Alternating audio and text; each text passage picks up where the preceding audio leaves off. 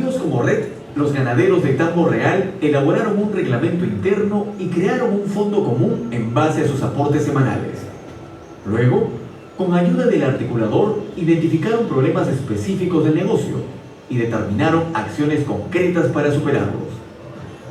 Todo esto lo ordenaron en un plan de mejora, instrumento clave para llevar a cabo un proceso rápido y efectivo de cambio. Fase 4. Consolidación de la confianza. Proyectos piloto. Era momento de comprobar que los ganaderos de Tambo Real podían trabajar juntos. Es así que decidieron realizar 2 pequeños proyectos de bajo costo y con resultados tangibles para el negocio en el corto plazo.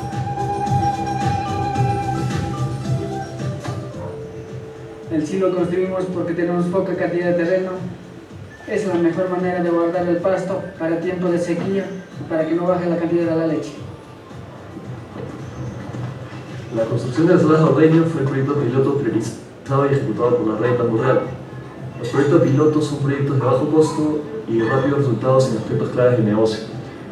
Nosotros como Apomipe acompañamos, asesoramos y cofinanciamos nuestro proyecto piloto. Las redes deben demostrar responsabilidad en el manejo de los recursos humanos y económicos disponibles durante su ejecución.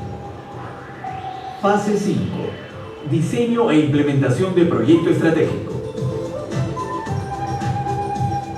Hechas las mejoras técnicas, de higiene y calidad, era el momento que los lecheros de Tambo Real ampliaran su mercado.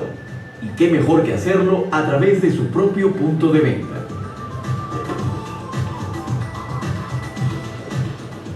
Para ello, tuvieron que adquirir un tanque de enfriamiento con dispensador de leche, el 30% de esta inversión.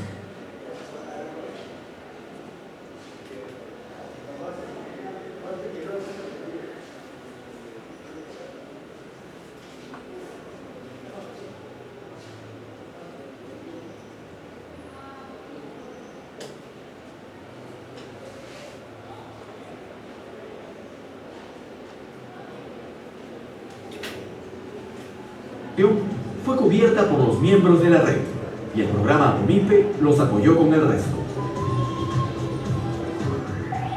Fase 6. Acompañamiento en la gestión del negocio. Después de mucho esfuerzo, la red de Tambo Real consiguió su propio punto de venta dentro del supermercado Mega, el más prestigioso de la ciudad de Cusco y que recibe a más de 2.000 clientes por día.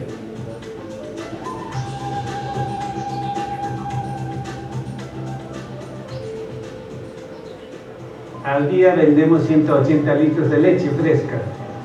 Con eso estamos llegando a la meta que nos hemos trazado. Aún queremos vender más. Pero la red de Tambo Real no se conforma con este éxito. Quiere seguir creciendo. Queremos mejorar nuestros envases, promocionar la leche, comprar otro dispensador para poder vender en otros locales del supermercado El Mega. Por eso, con la ayuda del programa Apomipe hemos contratado una gerente. Nosotros como red tenemos como objetivo principal el de generar nuestros propios ingresos para autosostenernos y cada vez depender menos del apoyo de programas como Apomipe. Al igual que en Tambo Real, el programa Apomipe apoya a cerca de 1.200 familias productoras y microempresas, articulados en 118 redes empresariales.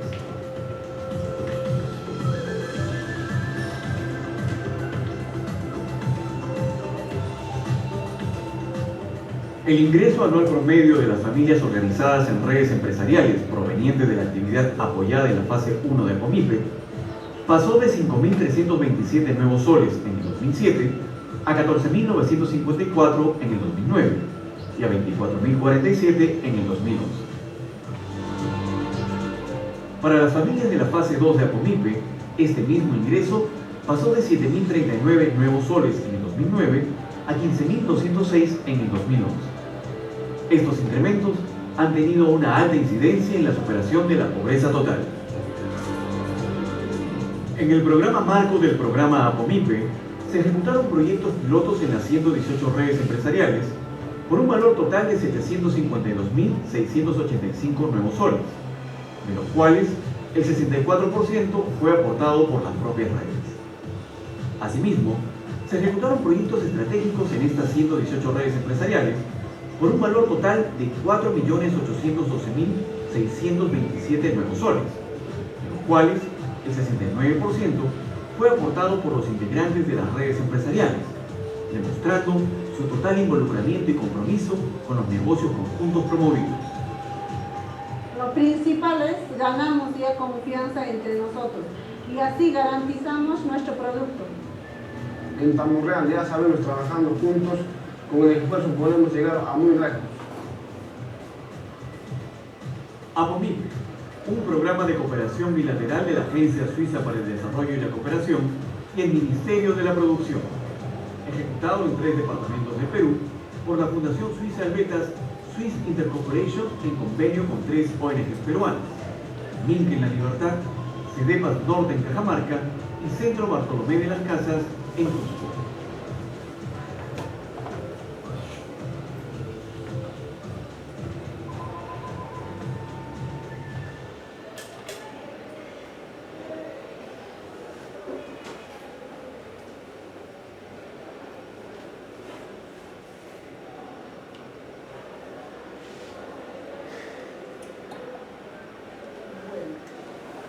Este video entonces, de forma más didáctica, lo que yo les puedo explicar, les ha mostrado las fases por las cuales se trabajó en cada uno de los territorios y con los productores que estaban dispuestos, ¿no? Resumiendo entonces, tenemos en primer lugar una fase de análisis de territorios y cadenas, que es fundamental para poder seleccionar bien cuáles territorios y cadenas conviene trabajar. En segundo lugar, un trabajo ya más de las normas de producción y selección, que era lo que les decía al principio, para lo cual los pilotos tienen muchas capacidades. Luego viene una fase 3, que ellos la han resaltado bastante y es central en la metodología, que es la generación de confianza. El tema de la confianza es un tema que a veces no se toma tan en cuenta, y sin embargo cruza todo tipo de relaciones,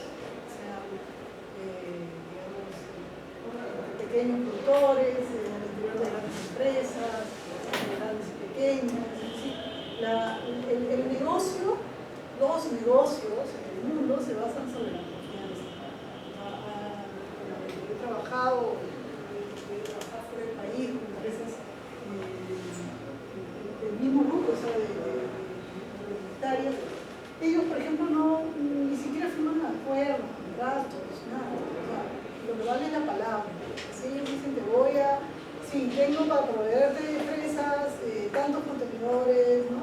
Entonces, eso es mucho más valioso que cualquier contenedor. Entonces, eso que vale, digamos, para los negocios ya establecidos y grandes, vale igualmente para los pequeños. Y eso es lo que esta metodología, digamos, rescató y trató de trabajar, que entre ellos pudiera generarse esa confianza, ¿no? Que hay herramientas que nos han mostrado, que son desde eventos, desde actividades, pero también desde poner reglamentos, desde poner aportes, el dinero, controlar los tiempos de dedicación a las reuniones, ¿no? De manera de que solo se iban autoseleccionando, ¿no? Finalmente solo quedaban en un grupo los que habían demostrado que estaban comprometidos y por lo tanto entre ellos se establecía esa confianza. Bueno, el plan de mejora, ¿no?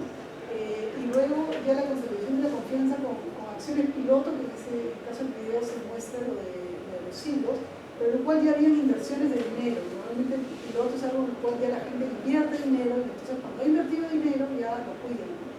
Y eso era lo que permitía darle la prueba final de que iban a trabajar juntos.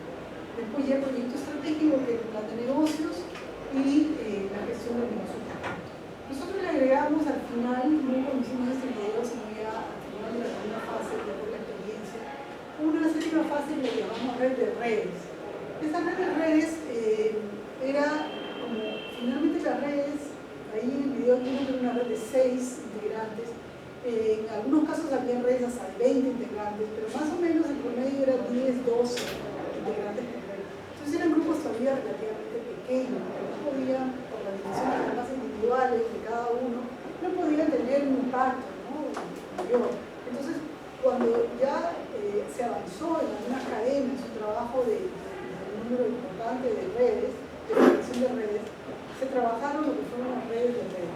Y en el caso de Cajamarca se creó una red de redes de cuy, o de criadores de cuy, y en el caso de Cajamarca, Cusco, se creó una red de redes de lácteos, y luego, acabado el proyecto y una red de redes de artesanía en libertad, llegado el proyecto, han continuado el proyecto por ese lado, pero no necesariamente todas las redes han tenido ese camino, ¿no? El objetivo no es entonces necesariamente formar empresas. Estas redes además, después lo voy a presentar, en 3 casos han conformado cooperativas de servicios, ¿no? Es decir, que están fortaleciéndose ya empresarialmente.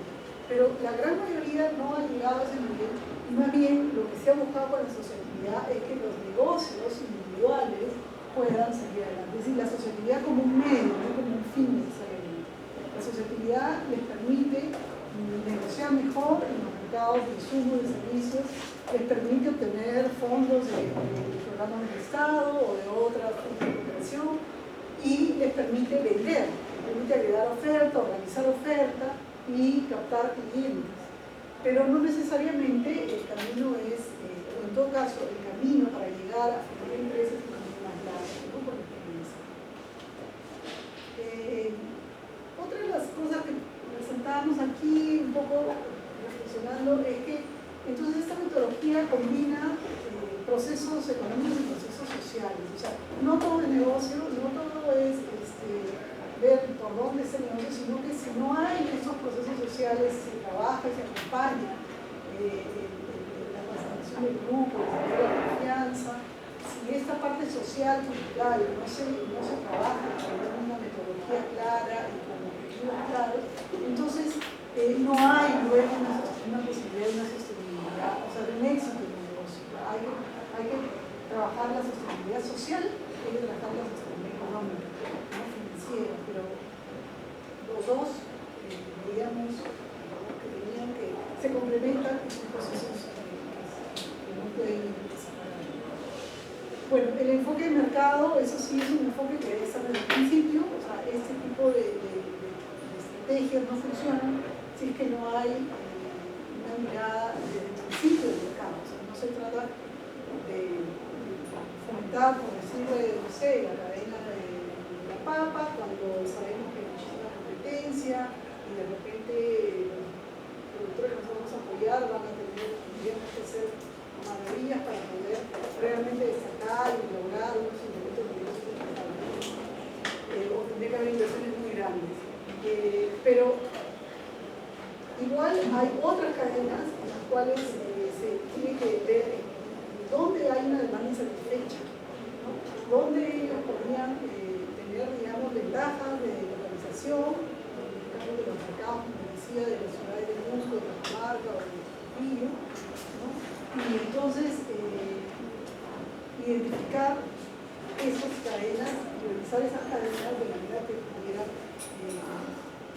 tener una perspectiva de realmente desarrollo. En el caso de Cajamarca, por ejemplo, la mayor parte de productores con los que trabajamos, donde se promovieron las redes, eran productores lácteos. En Cajamarca, un poca lechera importantísima, hay muchísimo, por lo tanto la competencia era muy alta.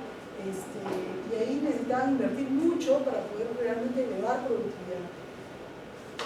En cambio, con el cuy se dieron cuenta que podían migrar, no abandonar totalmente la ganadería para leche, sino digamos, cambiar las proporciones, ¿no? Y empezar a criar cuyes, y empezaron a ver que eso, el techo era mucho más grande, ¿no? Entonces, digamos, esa mirada de dónde hay demanda insatisfecha, dónde hay posibilidades de ese negocio, es algo que, si no, para la metodología de redes, es parte de el tipo de articulación, normalmente, hasta llegar a una red de redes, tomó 2 años. El tipo de articulación, antes de la red de redes, normalmente, con ello se puede trabajar en 18 meses. Es decir, no son procesos inmediatos, son procesos relativamente largos, ¿no? Porque proponen cambios de actitudes de personas y cambios y conformaciones de grupos, ¿no?, que tienen que irse consolidando. Y finalmente la entrada a los mercados, también mejorando acerca serie, también de mejoras técnicas. Se hablaba de la metodología de plan de mejora, que se tiene que haber una serie de mejoras que den productividad y también por el lado de reducción de costos, que permita cada vez ser más competitivo. Entonces, son procesos que toman su tiempo, pero que son viables, ¿no?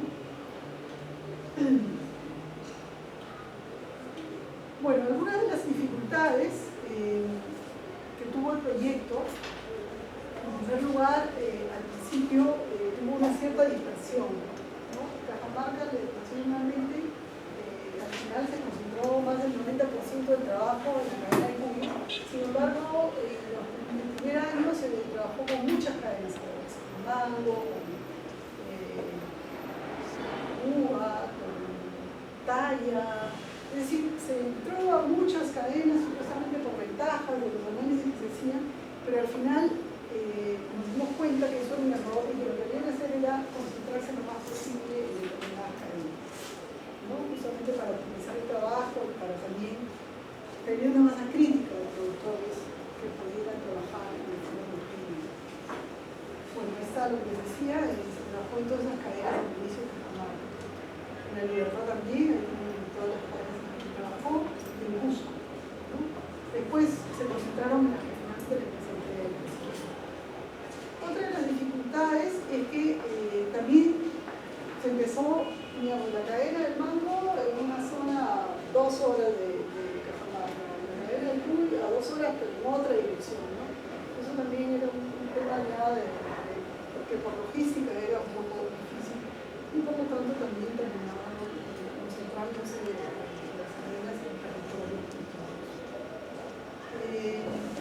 otro problema, y eso es un problema digamos, muy fuerte, es que hubo que dejar algunos territorios por la cantidad de programas que regalaban las cosas. Ustedes han visto en el video que al principio, en ese caso del dispensador, el proyecto se apoyó con 70%. Y eso fue algo totalmente atípico en el promedio. También al final se pone el dato que en promedio el aporte del proyecto fue 30% versus un 70% de ellos. Entonces, nosotros en el proyecto lo que hacíamos era decirles, bueno, que ellos tenían que invertir esfuerzo, tiempo y dinero. Porque no había, o sea, el proyecto les iba a apoyar con un monto de inversión, pero solamente, digamos, como un incentivo, pero lo principal venía de ellos, ¿no? Y si no había esa inversión y efectivo, además, algunas cosas eran valorizadas, pero la mayor parte era efectivo. Después, si no hay eso, no hay compromiso, ¿no? En el campo están años acostumbrados a que vengan liberales. Puedes llegar y ver, digamos, un entorno pobrísimo y te van a pedir absolutamente todo y no necesariamente es así. O sea, ellos tienen cierta capacidad de inversión que les permite hacer sus propios negocios. Lo que les falta es, digamos, la mirada del mercado, lo que les falta son herramientas, lo que les falta es también darles esa seguridad de lo que pueden hacer. Y finalmente lo que les faltaba era dejar de ser, digamos, minúsculos, ¿no? Y poder actuar de manera más organizada. Pero nos topábamos, pues, en todos los lugares donde trabajamos, siempre con proyectos que nosotros les decíamos, ya, nosotros nos ayudamos con los alambres, por ejemplo, para un galpón de Cuyo, ¿no? Punto.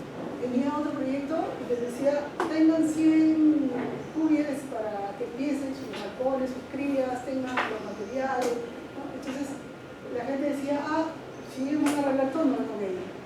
Al final, se iban allá, pero desorganizados, sin ninguna exigencia, sin ningún trabajo organizativo, y eso terminaba perdiendo. Parte entonces del éxito fue poder exigirles estas inversiones, pero también uno de los aprendizajes fue que era muy difícil trabajar en lugares donde había asistencia técnica, que era preferible trabajar salirse de esos lugares, ¿no?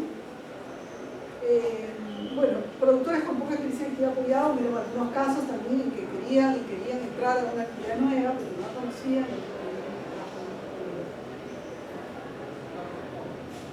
La tercera estrategia, bueno, todo esto ya entonces es el tema de redes empresariales, pero este trabajo de redes empresariales generaba dinámicas nuevas en el territorio, ¿no? Sobre todo esto fue un mercado en Cajamarca.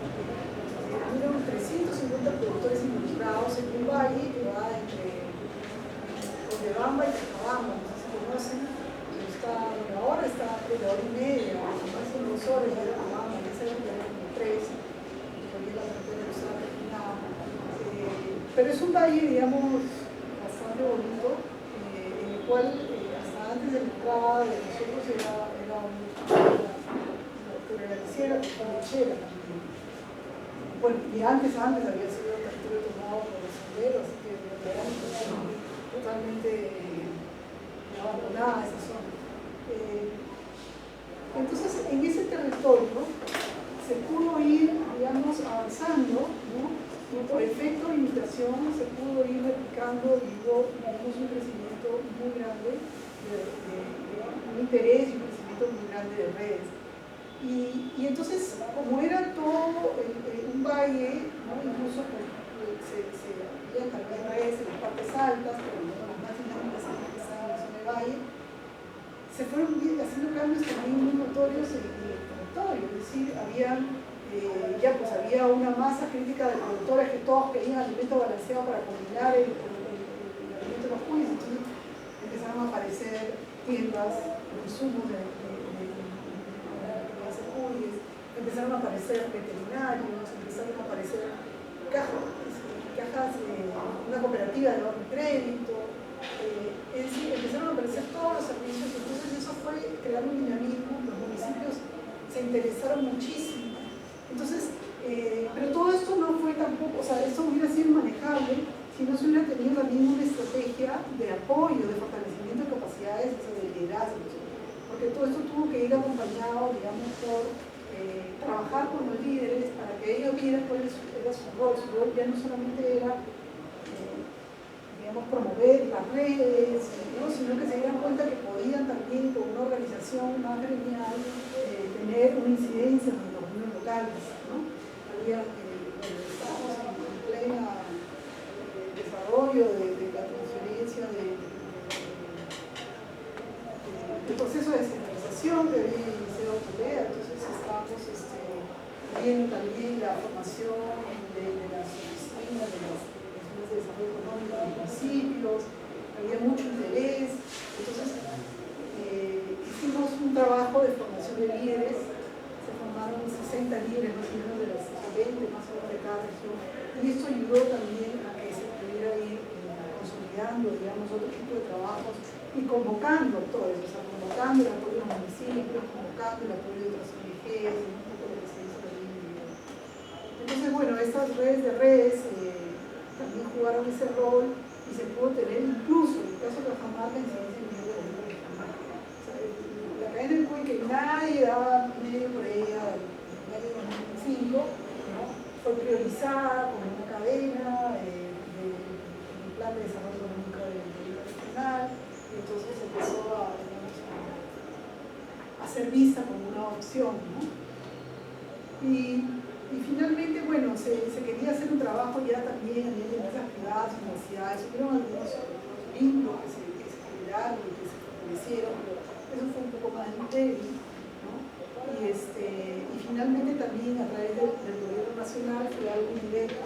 En ese momento se empezó a trabajar con gobiernos locales y fue un momento que apareció la ley que lo compite, entonces también pudimos formar a los líderes y la ley lo compite para que desde el gobierno nacional pudieran llegar estos recursos y pudieran facilitar recursos que digamos, incorporaran a este tipo de iniciativas como posibles beneficiarios. Porque hasta ese momento, digamos, la mayor parte de programas de promoción del desarrollo rural les exigían ser asociaciones, o ser empresas, cooperativas, digamos, estar constituidas.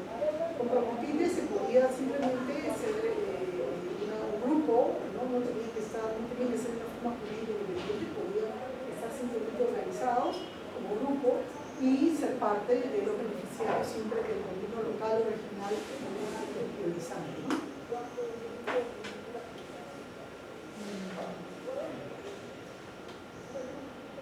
Bueno, algunos datos de impacto, algunas cosas ya se presentan en el video, ¿no? Al final del proyecto, o sea, en el año 2011, ese fue un proyecto entonces que le dio trunco, empezó en 2005, terminó en 2011.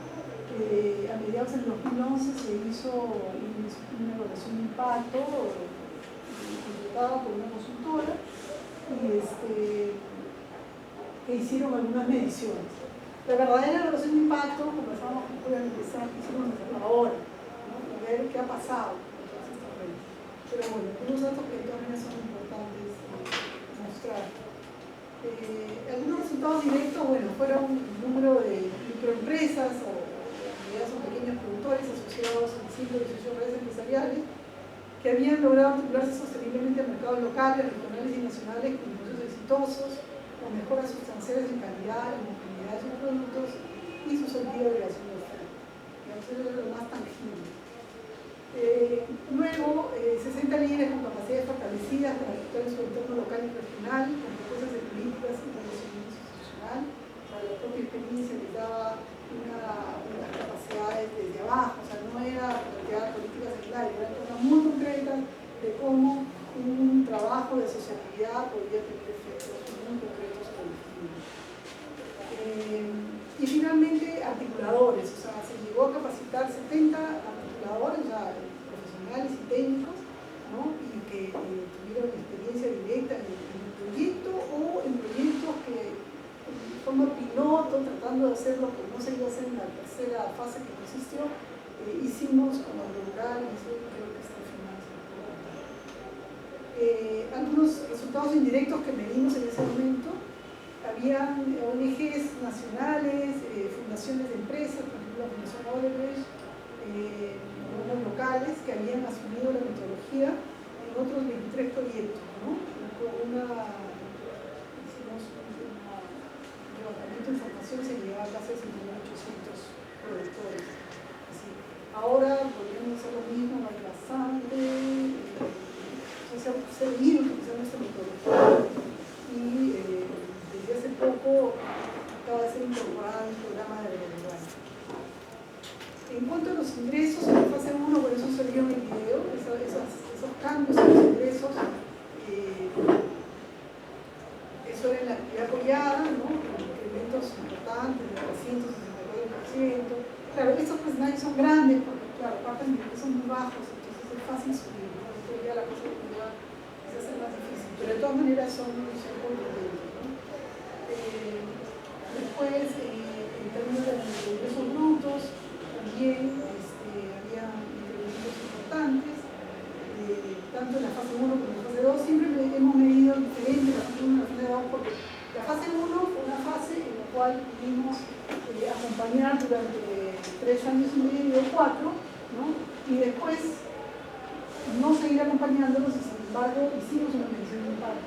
Y lo interesante fue que la actividad apoyada siguió creciendo, es decir, en el gráfico de la derecha, es decir, ese incremento, el primer tramo, 2007-2009, es un tramo en el cual el proyecto está conviviendo. El tramo 2009-2011, el proyecto ya nos acompaña, claro, son un grupo más chicos, 350 productores en total. Los otros 900 son los que solamente ya ingresaron en la segunda fase a partir del